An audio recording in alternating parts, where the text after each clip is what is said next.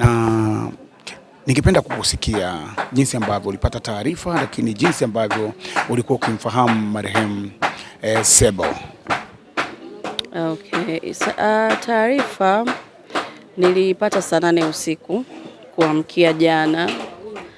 Nilipokea simu. Kwanza simu ziliita nyingi, afu mimi sina kawaida ya kuwekaga sauti usiku. Ila ilitokea tu siku hiyo simu yangu ilikuwa na vibration. Kwa nasikia simu ina vibrate nika ignore, sababu ndio nilikuwa nasikia usingizi mzito. But kuna muda nikasema mbona simu kama inaita sana. Ndio nikapokea simu ilioni taarifa habari hizo za msiba. Kuanzia wakati huo sikuweza kulala tena. Yaani ndio usiku ikawa imeanza ya ni kweli? Kivipi? Imekuwaje? Kwa sababu hiyo siku alikuwa mzima kabisa. Ameenda kazini, ameenda kwenye shughuli zake. Yani imekuwaje? Kwa sababu ilikuwa usiku mwingi, kuna baadhi ya watu ambao mimi nilijaribu kuwapigia simu, hivi hichi kitu nilichokisikia ni kweli? Mmoja wapo alikuwa ni Oscar. Na yeye akawa ana taarifa. Kwa hiyo nikajikuta napiga simu mpaka saa 11 alfajiri. Kwa hiyo nikawa nimesogeza hata muda. Kwa hivyo ndivyo ambavyo taarifa ilinifikia kwa mshtuko, na kama unavyojua ni mtu ambaye mna ukaribu, mmezoeana, ukipata taarifa kama hiyo unakuwa kama hauamini. Ndio kitu ambacho kimetokea, na hata mpaka saa hizi bado nipo kwenye ile hali. Hivi ni kweli tuko hapa tunaandaa mazishi ya Sebo. Sebo, kwa upande wako alikuwa ni kiongozi wa namna gani kwa jinsi ambavyo mmefanya kazi kwa muda mrefu? Ni yule mtu ambaye alikuwa akitaka kitu kitokee basi kitokee, na wewe ambaye unahusika kuhakikisha hilo jambo litokee basi ufanye, yani utende. Ni mtu wa results, mtu wa matokeo, ndio ninachoweza kusema. Na sio kwamba ana lead akiwa nyuma. Unajua viongozi wengi ni wale watu wa kuelekeza, nataka hiki, lakini alikuwa ana lead kwa kutokea mbele, yani yupo kwenye field. Hamna kitu kinafanyika yeye hayupo. Kama kuna event atakuwepo. Yani ni mtu wa kushow up. Iwe kwenye matukio binafsi, hata leo hii umfuate umwambie una harusi, atakuja hata kama iko ndani wapi. Na kama umempa jukumu la kuisimamia, basi atasimamia. Hata leo nilikuwa nawatania watu hapa, naambia jamani, kama kuna mtu anaoa au kuolewa hivi karibuni, atarajie michango itakuwa michache sana. Kwa sababu alikuwa ni mtu ambaye ukimpa jambo kama ni la michango, yani utautoa hata kama hutaki. Kwamba wewe unachelewesha mchango ya harusi unakuja kulipa mlangoni. Sisi tunahitaji kufanikisha mambo. Kwa hiyo alikuwa ni mtu wa kufanikisha, wa ile perfection, kwamba hichi kitu na lead, nataka results. Sebo wakati ndio inaanza EFM akiwa pale alikuja na akaanza kama mtangazaji, lakini pia kiongozi na kuisimamisha na viongozi wenzake mpaka hapa ilipo. Na kipindi hicho bado Dina Malios ulikuwa upo Clouds. Ulikuwa unamuona ni mtangazaji wa namna gani kwa sikio lako na jinsi ambavyo ulikuwa ukiona EFM ikiwa inakuja? Mimi nilikuwa namuona wakati ule yuko East Africa akirun show ya Friday Night Live. Na baadaye nafikiri aliendaga Magic FM, kwa kumuona kwa kule kama mtangazaji mwenzangu, kwa sababu bado alikuwa hajawa bosi wangu. Ni mtu ambaye alikuwa mbunifu, mcheshi, sio muoga. Unajua hii kazi yetu bwana inataka creativity ambayo haina uoga.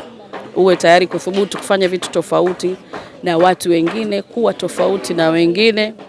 Kwa hiyo he was like that. Nafikiri hata nyinyi mlikuwa mnafuatilia, si ndio? Mlikuwa mnaona hicho ambacho mimi nakizungumzia. So as a presenter alikuwa creative, na akitaka kitu kiwe, usiona wageni aliokuwa akiwaleta, vituko alipokuwa akivifanya, alikuwa anapata results ambazo kwa wakati ule zilimweka juu. Hicho ndo ambacho nilikuwa nakiona.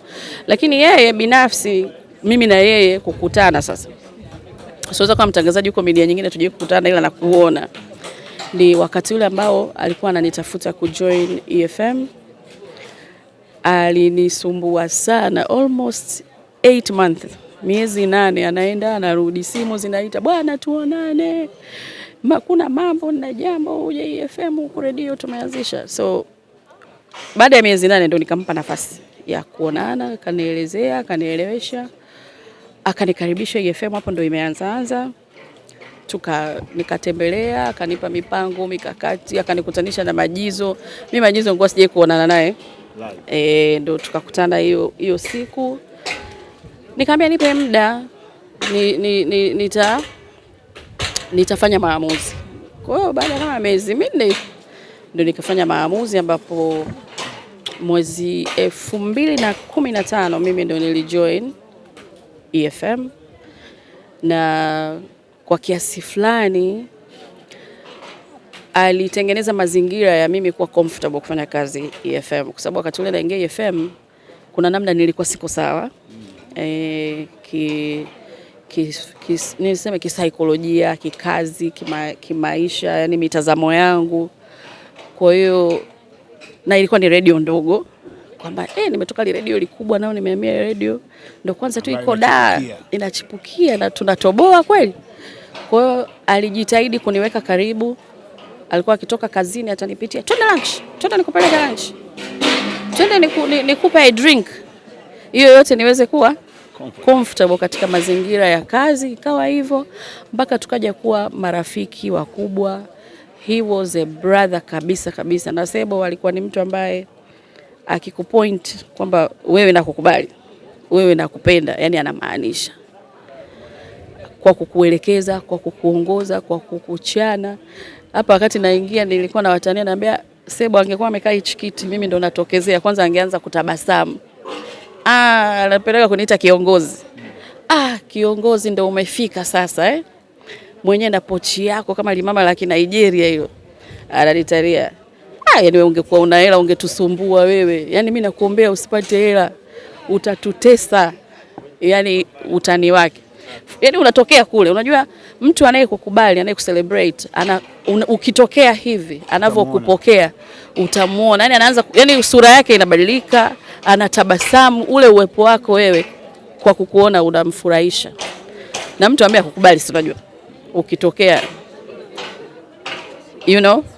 Kwa hiyo mimi naweza nikasema 100% ni mtu ambaye alikuwa ananifurahia, ananikubali, ananicelebrate. Wewe bwana, hapa Tanzania bahati mbaya wewe. Ungekuwa Marekani huko na mashughuli yako ya kila mambo unayofanya, ungekuwa tajiri sana. Yani hivyo yani. So yeah.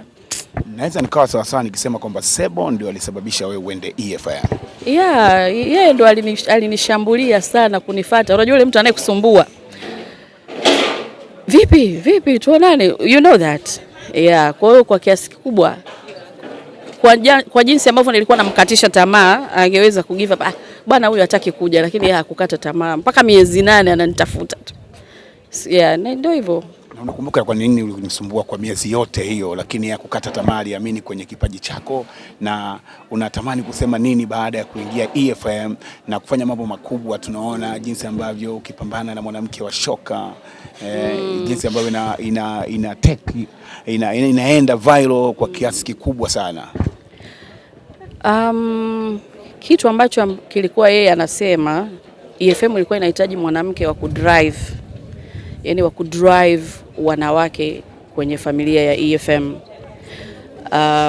Wanawake watazame, wafuatilie EFM kwa kuisikiliza, na pia kuna kusikiliza na kutengeneza zile familia. Unajua radio inaweza kama inasikilizwa, lakini wasikilizaji sio familia. Kwa hiyo kutengeneza zile familia ya wanawake ambao watakuwa wanaitazama na kuifuatilia EFM. Mfano kama hivi tuna mwanamke wa shoka, kama I'm not part of it, siji. Kwa wale wanawake kuwa sehemu ya familia ya EFM, kwa kuvuta wanawake wavutiwe na EFM. Sasa kwa namna alivyoona, aliona mimi ndo na huo uwezo. That's why alinitafuta na akasema, bwana, sisi lengo letu ni hili, na hakuna mwanamke yoyote katika media anaweza kufanya hicho isipokuwa wewe. Ndio maana nakuhitaji sana. Na kweli nilivyo join pale, tulianzisha kipindi cha Uhondo ambacho ajenda yake kubwa ilikuwa ni masuala ya wanawake. Tulikaribisha wanawake EFM, yani fulani na kutafuta mwenyewe, nimeona una business hii, karibu kwenye kipindi chetu cha wanawake, tuzungumzie biashara yako, huduma yako. So wanawake wengi tukaanza kuwa drive, kuwaleta, tukaandaa matamasha ya wanawake. Mwanamke wa shoka sio kitu pekee, kulikuwa kuna mashindano ya kubuni maneno ya kanga, unajua kanga na wanawake. Vitu vingi, mashindano ya kupika chapati tulifanya, mashindano ya wadada wa kazi, mashindano ya bosi bora, wa mama wa nyumbani, vyote vili drive kufanya wanawake wavutiwe na kuipenda FM. So kazi kubwa iliweza kufanyika mpaka leo. Unaona tunafanya mwanamke wa shoka, wanawake wanakuja kwa wingi, wanaitikia kwa wingi. Yani we have families zile ambazo ukituma message kwenye group, jamani tunazindua mwanamke wa shoka FM tarehe ngapi, mtokee, wanatokea. So hicho ndio kikubwa ambacho kilimfanya aning'ang'anie nije FM. Sawa, Dina, nimeona clip ambayo ameshare Maulid Kitenge, mlikuwa Nairobi. Ulikuwa wewe, Boss Sebo na Mariam Gardner. Kibinadamu nataka kufahamu, ukiitizama inakupa funzo gani? Unajisikiaje na unabaki na kitu gani kama binadamu na kuona tayari wawili kwenye ile clip hawapo, umebaki nyewe wawili? Maisha ni zawadi, na katika zawadi hii tunakutanishwa na watu tofauti wa namna tofauti watakao play role mbalimbali kwenye maisha. Kuna ambao watawahi kuondoka, kuna ambao watachelewa. Hivyo yani ni hiyo safari ipo imekaa hivyo. So kwenye ile clip mimi ninaona a very strong brotherhood relationship. Yani ukaka na udada mkubwa, kwa sababu hata ile safari ya kwenda kuzindua ATC Kenya, kwa sababu ATC walikuwa wamezindua safari yao ya Kenya Tanzania, aliyekuwa anachagua media ni Sebo, yani kwamba kina nani tuende. Na nakumbuka siku hiyo alikuwa anaongea na mkurugenzi wa ATC, akawa anasema fulani, akawataja hayo majina fulani, akawataja Mariam Gardner, akamtaja Maulidi, na wewe nakuweka mimi nilikuwepo hapo, na wewe nakuweka twende tukazindue ATC. Kwa hiyo alikuwa anamtajia yule muhusika ili zitengenezwe zile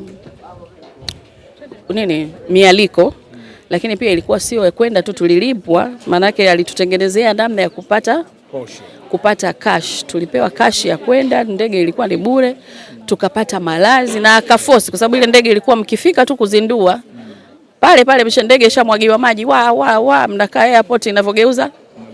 Lakini yeye akaongea na wao kwamba hawa wasiondoke, wapeni tu days alafu warudi tena na ATC. Kweli sisi ile team tukabaki, yani yeye ndo aliomba, alitengeneza mifumo, kwa sababu mkataba wetu ulikuwa ni kwenda na kurudi siku hiyo ndege inavyogeuza, sisi tukabaki.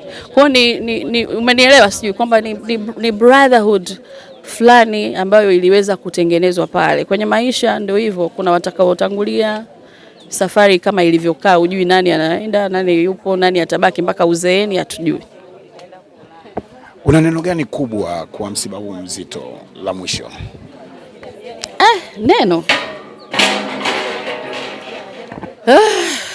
Neno hata silielewi hapa.